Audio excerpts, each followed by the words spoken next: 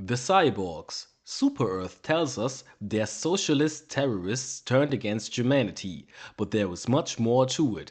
Let's explore the true origins of the war against cyborgs and the automatons.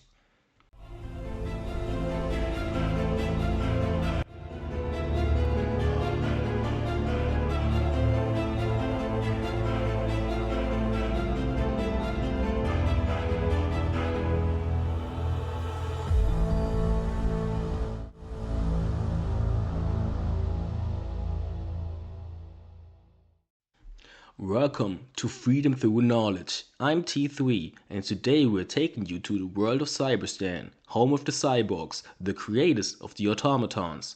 But first things first, what's so special about Cyberstan? It is cold, barely habitable, and hardly anyone would want to live there. So why colonize it? Well, it's also home to rare materials that Super-Earth desperately desires, perfect for the Federation's increasingly resource-hungry population. The known accounts of the cyborgs take us back to the aftermath of the Great War, a global crisis that saw the end of established countries as we knew them. In 2044, Super-Earth seized power, uniting a fragmented world under one authoritarian rule. With the invention of faster-than-light travel, Cyberstan was one of the first planets visited, a desolate planet at the edge of the galaxy. But it's also a gold mine, rich in ore, precious metals, and other coveted natural resources. Mining was the goal, and Super-Earth didn't care how harsh or unforgiving the conditions were. So who exactly went to Cyberstan? Given the hostile nature of the planet, it is likely that for most the decision was not voluntary.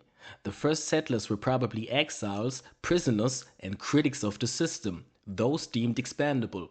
There were loyalists, of course, but the isolation and brutality of Cyberstan's environment would eventually sow the seeds of revolution in many of them. Out of sheer necessity, they developed the first cybernetic modifications to give themselves a better chance of survival. These upgrades made them more resilient and efficient, allowing them to overcome the limitations of humanity. The first cyborgs were not soldiers but survivors, and with each modification they grew stronger, smarter, and more unified. At first, Super-Earth tolerated it. As long as they were in control of the resources, they saw mechanized workers as a benefit. But over time, they turned into something more. The isolation and poor conditions welded them together. They developed a common understanding, and for many, their cybernetics became a symbol of autonomy. A new social order was desired. While the Federation proclaimed a managed democracy, the cyborgs openly rejected it and built a socialist society where technology served everyone.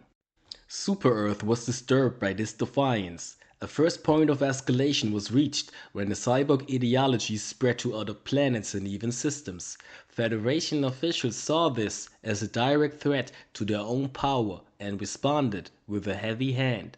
Citizens suspected of sympathizing with the cyborgs were severely punished. Anyone who changed their body, even by visiting the local gym, became a suspect.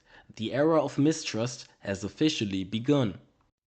The boiling point was reached when the Northmans-Creek colony threatened to break away from Super-Earth. This was the last straw, and Federation officials decided to use their newly designed means of troop deployment for the first time, the Hellpods.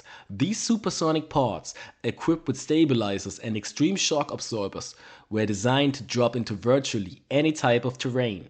When 50 Helldivers dropped into Parliament and quickly stripped the regime of power and their lives, their troops scattered and the battle was easily won. Northmans-Creek was reunited with the Federation of Super-Earth. The Federation hoped that things would cool down and that this deterrent would be enough to prevent the socialist movement from spreading even further. But their hopes were crushed when Cyberstan, the center of the movement, also declared independence. This meant that Super-Earth's access to the planet's precious resources was cut off. The cyborg leaders issued a chilling declaration. Super-Earth's ideals are a lie and its people are brainwashed. This sent Super-Earth's propaganda machine into overdrive. Here's how they framed it. Once human, these terrorists have broken away from the peaceful ways of Super-Earth and are fixed on mass destruction, devastation, and ruination. Utilizing inferior technology, they have become obsessed with the manipulation of their bodies and constantly seek to pervert their skin with machines that, according to them, gives them a higher meaning in life. Shortly after Cyberstan's declaration of independence, a devastating bombing on one of Super-Earth's city planets killed thousands of civilians. But who was really behind this attack? Cyberstan's primary goal was independence from Super-Earth, and they were in a strong defensive position. They controlled the planet, its resources, and its factories. They simply had to defend this territory. So why would they attack Super-Earth and risk a full-scale invasion? Perhaps it was a desperate attack of retaliation for the Federation's suppression of the separatists on Northmans-Creek. Possible, but unlikely. Another scenario seems far more plausible. The very existence of Cyberstan, a society of cybernetically enhanced citizens with socialist ideals, posed a growing ideological threat. Super-Earth may have staged the bombing as a false flag to brand the cyborgs as scapegoats. After all, a united Cyberstan threatened the Federation's power, resources, and managed democracy. Left unchecked, their ideals could spread. This makes it likely that the attack was not initiated by the cyborgs, but was instead staged by Super-Earth. They needed an excuse to resubjugate Cyberstan's citizens, reclaim its valuable resources, and crush a dangerous ideology. And with the bombings, they had this excuse. And so Cyberstan was plunged into the First Galactic War. The Federation's promised democratization of the cyborgs turned out to be a mockery. Nothing more than a cover for dispossession and forced labor. The factories of Cyberstan were transferred to the ownership of Super-Earth, and the cyborgs were degraded to minors once again. Their dream of freedom and self-determination was ruined. The end seemed sealed, at least for now. A period of relative peace followed, lasting about 100 years. During this time, a few cyborgs who had escaped imprisonment and forced labor pondered ways to retaliate and free their enslaved brethren. The main goals were to reduce casualties and maximize the production of new forces. Recently, an intercepted binary message from Cyberstan officials read, "We, the Collective of Cyberstan, unanimously declare our independence from Super-Earth. Our children, the automatons, will not suffer as we have under the oppression of Super-Earth."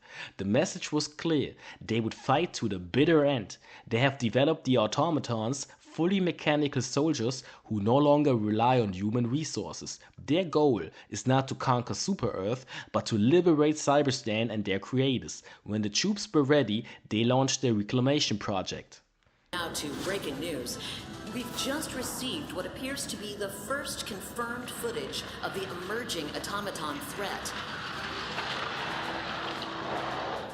We're receiving word now that the president has released a statement saying, quote, "It is past time we responded to this unprovoked incursion against democracy. The Helldivers are deploying as we speak to strike a number of automaton military installations. These invaders will soon discover the steel of Super-Earth resolve." End quote.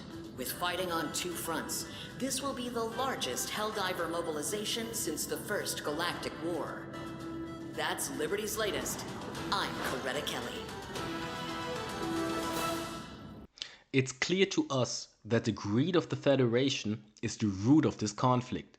Without forced labor, oppression, or exploitation, Cyberstan and its people wouldn't be in this fight to begin with. In addition to fighting the terminate outbreak in the Eastern Galaxy, the automaton incursion created a second front in the Western Galaxy. For now, the war continues, and no one knows how this conflict will end. But one thing is certain, this is not a war for peace or security. It's a war for control. Control of resources, control of technology, and control of ideology. But the cyborgs refuse to be controlled. Super-Earth may have the power, the Helldivers, and the sheer numbers, but Cyberstan has strong resilience, and with the automatons on their side, they may stand a chance. So stay alert, question everything, and remember, freedom lies in knowledge.